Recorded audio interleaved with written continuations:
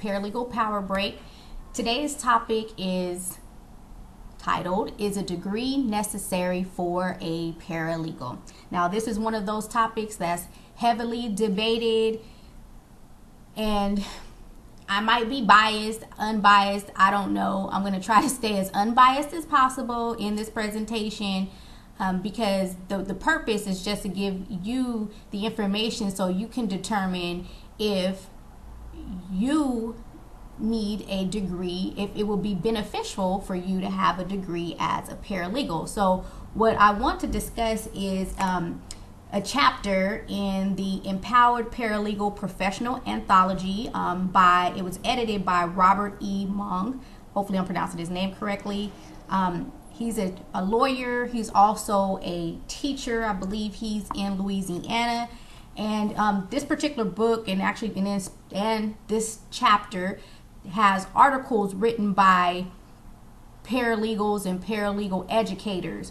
Now, in this chapter, which is chapter 7, it is really interesting because it discusses education from the basis of establishing the paralegal career as a profession, and it relates it to professions like a physician assistant or a nurse, where there are some established educational requirements for someone to enter the profession. Now, you may or may not already know that to become a paralegal, technically, you don't need a degree. You don't need a certificate. You can go work for a law firm and you can start off as a receptionist and be trained. You can go work for a law firm and they might hire you without any training to be a paralegal and then train you in-house. So there's no educational requirements that are necessary in order to become a paralegal. So when discussing is a degree, and I specifically put a degree and not a certificate because there's a lot of different organizations and companies that offer certificates, and because there's no defined educational requirements to become a paralegal, they will differ from one institution to the next unless it's an ABA approved program. If it's an ABA approved program where an individual is getting their certificate, then it will follow some standard guidelines, because in order for a program to be approved by the ABA, the American Bar Association, it has to meet their guidelines and their standards. But outside of that, if you go to a company or organization or a school to get a certificate, there's no educational guidelines. Now, when you get a degree, whether that be an associate's degree or a bachelor's degree, then some things are going to be similar. Like there's going to be some general education requirements, meaning that in addition to you taking legal courses and paralegal specific courses, you'll be asked to take some general education courses, write English, math, just some general education so that you can be well-rounded. So when asking and determining if a degree is necessary, whether you are a paralegal professional and you're part of a paralegal association, and this is one of the topics that your association is determining as far as licensing or whatever the case may be, or your law firm, or you as an individual, you can take that into consideration, that if an individual obtains a certificate and it's not obtained from an institution that is approved by the American Bar Association, how can you compare candidates or individuals from different schools and organizations? It's difficult to do that unless there's some standard guidelines and requirements in place, like with the ABA approved certificate. But when looking at a degreed individual, then there's some basics that any degree holding individual is going to have as far as English and math and other subject matter. So in this particular session, again, the goal is to be able to provide you with information, some particular items to think on as far as a paralegal and is a degree necessary for a paralegal. Now, if this is your first session, you may not know my background. I've worked in the legal field as a paralegal in other roles for over 15 years. I have an associate's degree as a paralegal that I earned at a city college. Locally, I'm in San Diego, Then I also have a bachelor's degree, I have a master's in MBA, but then I also have a master's in paralegal studies. Now, although my master's in paralegal studies is not approved by the American Bar Association, there are certain other type of criteria that I had to meet in order to be able to get that master's degree. So, again, when individuals or companies are looking at what an individual paralegal should have, then there's things that are already going to be covered when an individual has a degree, whether that be an associate's degree, a bachelor's degree, a master's degree, whatever. But again, I said in the beginning, I'm going to try to stay unbiased because I do have a degree as a paralegal, and I think that it makes you well-rounded, not just as a legal professional, but just as a professional, period. It provides you with information and it develops other skills than just legal skills, and that's something that's extremely important as a paralegal.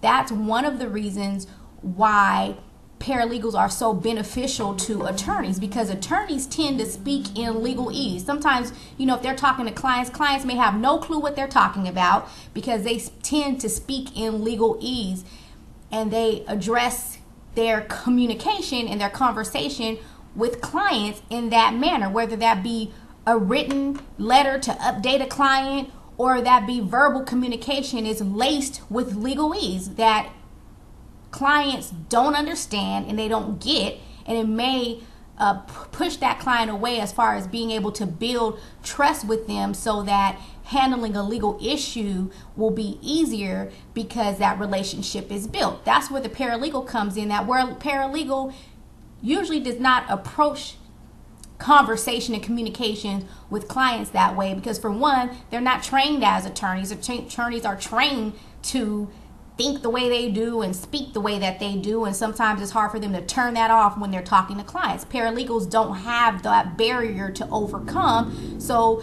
a lot of law firms will rely on paralegals to communicate with clients. Now, when you're communicating with clients, it's not just verbal communication, it's also written communication. One of the main issues that attorneys have is their lack of communication with clients, lack of updating them, whether that be verbally or in writing. So if you as a paralegal develop your communication skills, specifically your written communication skills, then you would then be able to fill in a area that's not being provided right now to your law firm or your potential law firm, and then you would thus be able to reduce the risk of malpractice claims, because of a lot of legal malpractice claims, complaints that are made to the bar, lawsuits that are filed against attorneys derive from the lack of communication. So going back to the question again,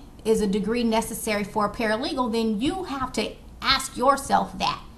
Is that necessary in order for you to be as effective as possible? You can be a paralegal again by just being trained in your law firm. But what happens when you go work for another organization where they don't have those templates there? They don't communicate with the clients the same way that that firm that you got trained as a paralegal communicates at from, or communicated in that way. Then you're going to have to be retrained in that organization's way of communicating or writing letters or whatever the case may be, or you're going to have to go and get the necessary education so that you can do that effectively. So my hopefully unbiased, it may not be as unbiased as I think it is, question or approach is for you to ask yourself some questions. One is, will a degree help you as an individual be more effective? Will it help you get to where you need to be in your career? If you are a member of association or a leader in association, will the requirement for individuals to have a degree, will it make a difference in the services that are provided as a paralegal? These are questions that can be asked to determine if that's a necessity or not. And again, if you can post any questions or comments to this topic in the discussion forum, just to see, what others, where their line of thinking is as far as is a degree necessary for a paralegal, because these one reason for these sessions is to open up discussion on some topics that come up frequently in the paralegal world. So, feel free to post questions and answer questions.